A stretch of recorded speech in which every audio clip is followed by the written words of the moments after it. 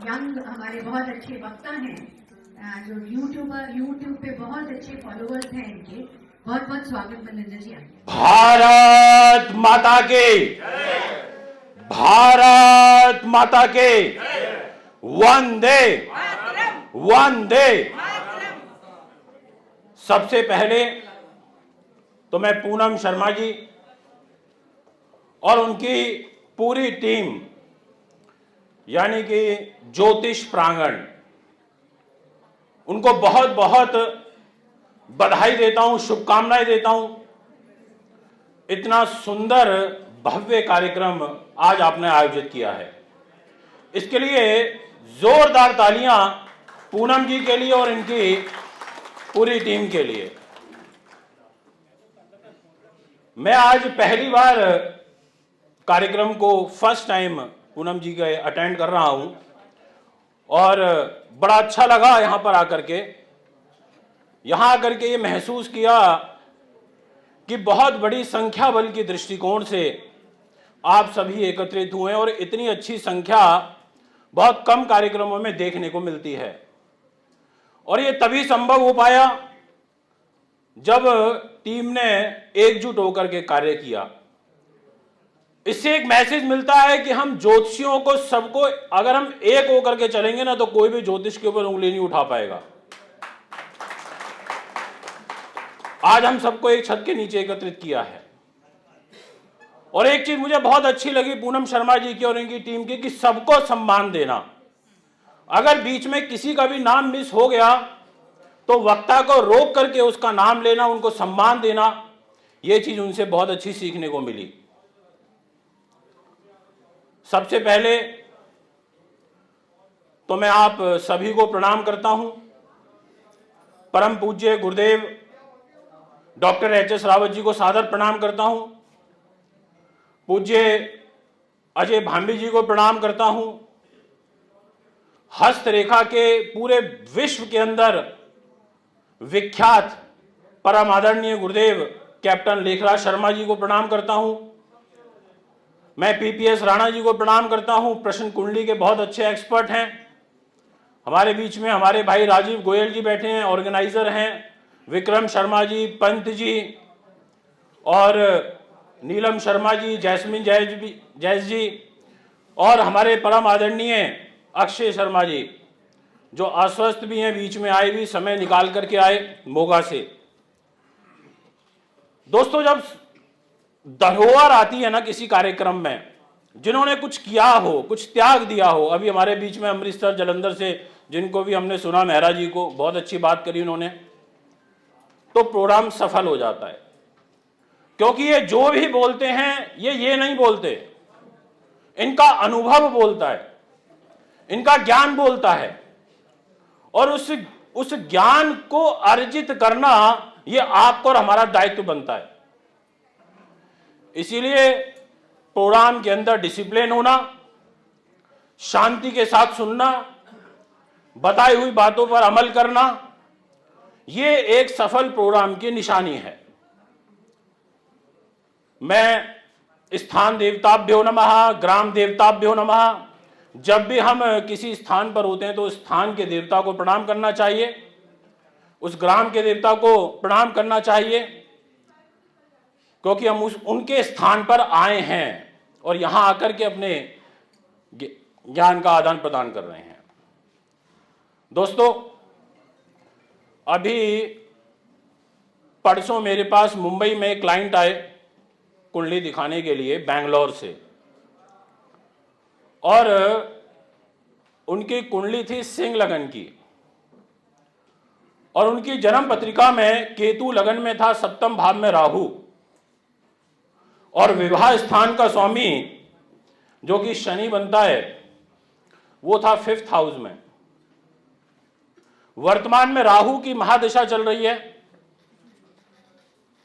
मैंने उनकी कुंडली देखी तो मैंने उनको बोला कि सिंह लगन के हो आप मैडम, तो आप डोमिनेटिंग तो रहोगे, आपको ज्यादा सुनना तो पसंद नहीं रहेगा, क्योंकि आपकी कुंडली के मालिक ही सूर्य ग्रह हैं और सूर्य तो राजा है, तो राजाओं वाला स्वभाव आपके चरित्र में देखने को मिलेगा। और पति का जो स्वामी है वो आपका शनि है, और वहां पर बैठ गए राहु। तो मैंने उनको बोला, मैंने ये खुद से सोचा कि इनका किस चीज से संबंधित प्रश्न हो सकता है, क्या इनकी पीड़ा हो सकती है। तो मैंने देखा कि अगर लगन के हिसाब से देखूं तो सप्तम भाव पर अभी ट्रांजिट चल रहा है शनि का, और वो शरीर को तो देख रहा है, लगन पर दृष्टि डाल रहा है, सप्तम शत्रु राशि पर दृष्टि डाल रहा है। इसका मतलब यह हुआ कि मान सम्मान से संबंधित भी प्रश्न हो सकता है गोचर के हिसाब से। सप्तम भाव में शनि बैठा है, राहु की दशा चल रही है, और राहु भी सप्तम में ही बैठा है बाय बर्थ। तो मैंने उनको बोला कि आपका क्या वैवाहिक जीवन का विच्छेद हुआ है अभी, या आपका कोई रिश्ता टूटा है, या आपका कोई विवाह से संबंधित अभी प्रश्न है।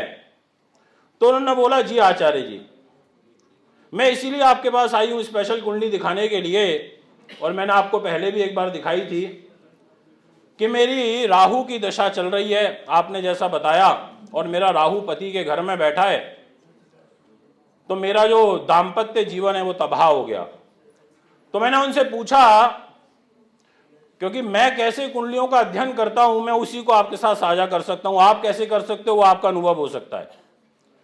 तो मैंने ये पूछा कि क्या 2023 में शुरुआती 9 या 10 महीनों के अंदर ही आपका विवाह विच्छेद हुआ है, क्योंकि उस टाइम पर आपकी राहु की महादशा में सूर्य की अंतर्दशा चल रही थी।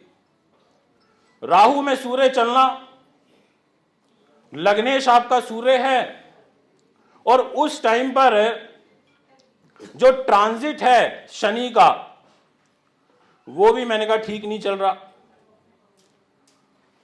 मैंने कहा उसमें भी सप्तम भाव पर बुरा प्रभाव आ रहा है।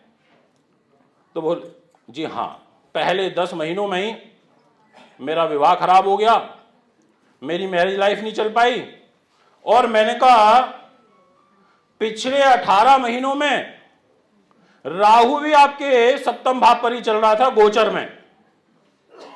अभी तो मीन में आ गया तो लगन से अष्टम हो गया, पर पिछले 18 महीने तो सप्तम भाव पे रहा, यानी कि वो बाय बर्थ पोजीशन के ट्रांजिट पर आया, और उसी टाइम पर शनि का भी ट्रांजिट हुआ, दशाओं का प्रभाव आया, और हमने बोल दिया कि वैवाहिक जीवन खराब होगा। तो उन्होंने बोला कि हाँ जी। तो कह रहे अब क्या मेरे को विवाह करना चाहिए दोबारा? तो ये प्रश्न बड़ा इंपॉर्टेंट हो जाता है, कब करना चाहिए।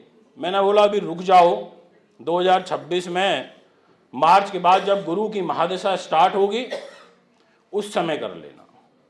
मैंने कहा गुरु क्योंकि आपको पति का सुख देगा, उसका कारक होता है, आपको संतान का कारक होता है, मैं क्या आपके भाग्य का भी कारक होता है, कर्म भाव का भी कारक होता है, मान सम्मान का भी कारक होता है।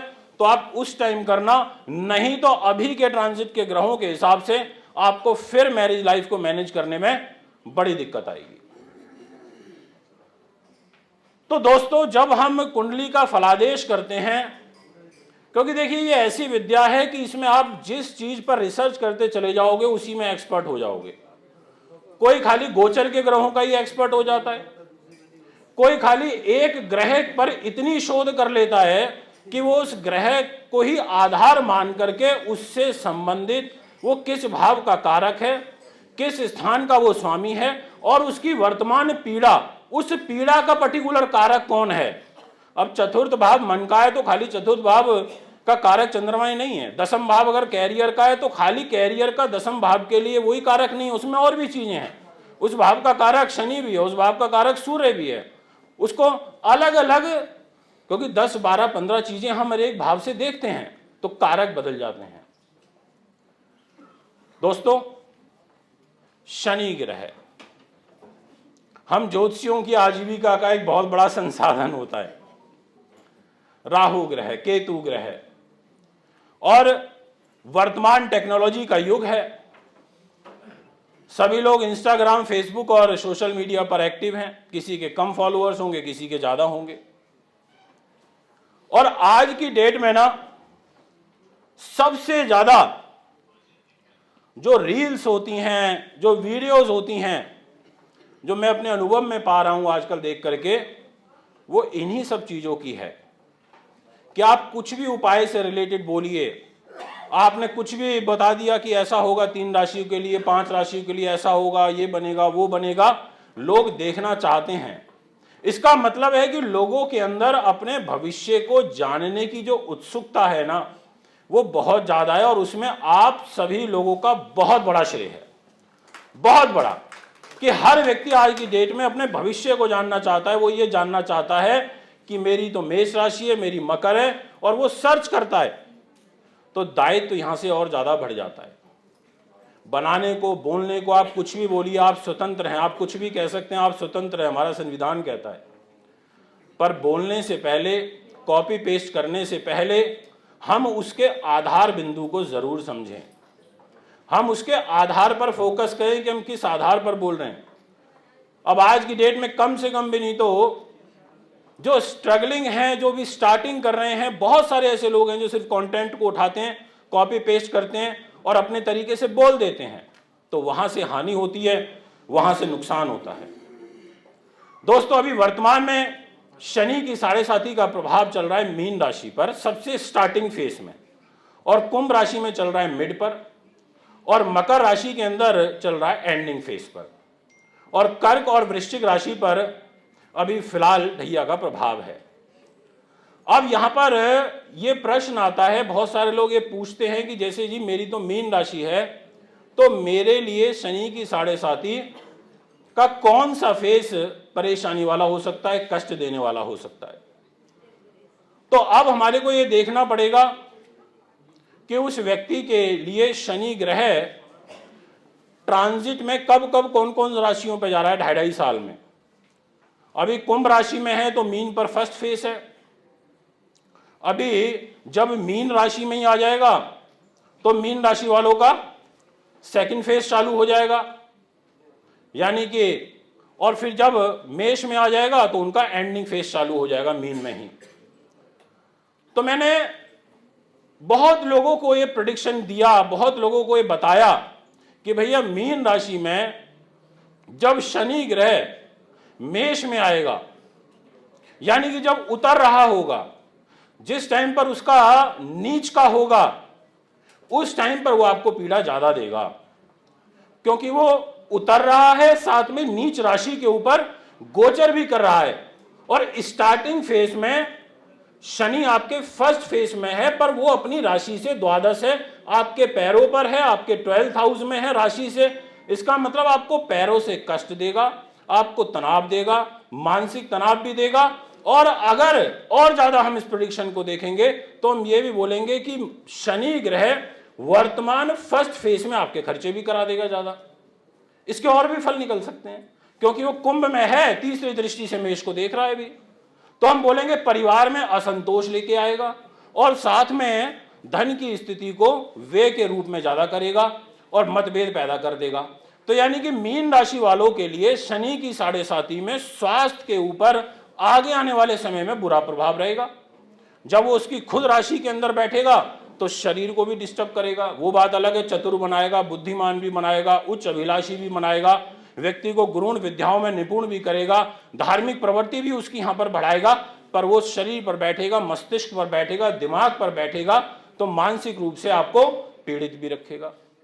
तो आप अभी तो केवल ये इतनी बात हुई कि हमने 3 राशियों के ऊपर उसको घुमा के बात करी, फिर उसकी दृष्टियों का प्रभाव है, उसकी तीसरी दृष्टि कहां जा रही है, उसकी आगे सप्तम दृष्टि कहां आ रही है, उसकी 10th दृष्टि कहां आ रही है, फिर वो मित्र राशि पर आ रही है या शत्रु राशि के ऊपर आ रही है, ये बहुत ज्यादा मैटर करेगा। अभी जैसे कुंभ राशि में चल रहा है तो सिंह राशि को देख रहा है, सप्तम दृष्टि से देख रहा है, तो यहां पर सिंह राशि वालों को तनाव दे रहा है, सिंह राशि वाले किसी न किसी रूप में परेशान चल रहे हैं। तो आप ऐसे भी देख सकते हैं, यानी कि वर्तमान की ग्रह स्थिति के अनुसार शनि की तीसरी दृष्टि मेष राशि पर नीच में है, कुंभ में रहते हुए, एक दृष्टि उसकी शत्रु राशि पर है, एक 10वीं दृष्टि उसकी वृश्चिक राशि के ऊपर भी है। तो आप ऐसे भी फल को निकाल सकते हैं। लगन के हिसाब से नियम अलग हो जाएंगे, चंद्र राशि के हिसाब से नियम अलग हो जाएंगे कि कहां वो देख रहा है उस भाव के ऊपर, और उस भाव का फिर जो स्वामी है वो कितना मजबूत है। मान लो उस घर का स्वामी भी वीक हो, उस चीज से रिलेटेड जो कारक है वो भी वीक हो तो और ज्यादा पीड़ा बढ़ जाती है। मेरे पास अभी कई सारे टॉपिक थोड़े थोड़े मेरे को कवर करने थे, 2-3, पर मेरे को रेणु जी ने लिखा है कि फिनिश प्लीज। मैंने 15 मिनट पहले लिखा था। एनीवे तो इसलिए मैं ये बोलूंगा, चलिए मैं तो अभी अपनी वाणी को विराम दूंगा, पर जो हमारे मुख्य वक्ता हैं गुरुदेव डॉक्टर एच.एस. रावत जी, लेखराज शर्मा जी और पीपीएस राणा जी, ये पूर्ण रूप से स्वतंत्र रूप से अपनी बात को अच्छे समय में रखें ताकि हमारे को सीखने को मिले। और टाइम मैनेजमेंट तो फिर है ही। और रेणु जी आप बहुत अच्छी मंच की संचालक है, और एक प्रेडिक्शन मैं आपकी करता हूँ। मेरी तो मत करिए प्लीज। देखिए मेरा आपसे पहली बार परिचय हुआ है, पर जो आपका वे ऑफ टॉकिंग है, जो आपकी बॉडी लैंग्वेज है बोलने की, उससे मेरे को ये प्रतिपादित होता है या तो आप अध्यापक की फील्ड से जुड़ी हुई हैं, पढ़ाने लिखाने की फील्ड से, या आपने एक अच्छे पद पर बैठ करके लोगों को रूल किया है, यानी कि आपकी रूलिंग कैपेसिटी अच्छी है, आपने रूल किया है, वो आपकी वाणी में, आपके शब्दों में दिखता है। ये मैंने साइकोलॉजी यूज करी है, इसलिए एक एस्ट्रोलॉजर को अच्छा साइकोलॉजिस्ट भी होना जरूरी है। एम आई राइट? चलिए बहुत बहुत धन्यवाद, आप सभी ने बहुत बहुत ध्यान से सुना। जय श्री राम, नमस्कार।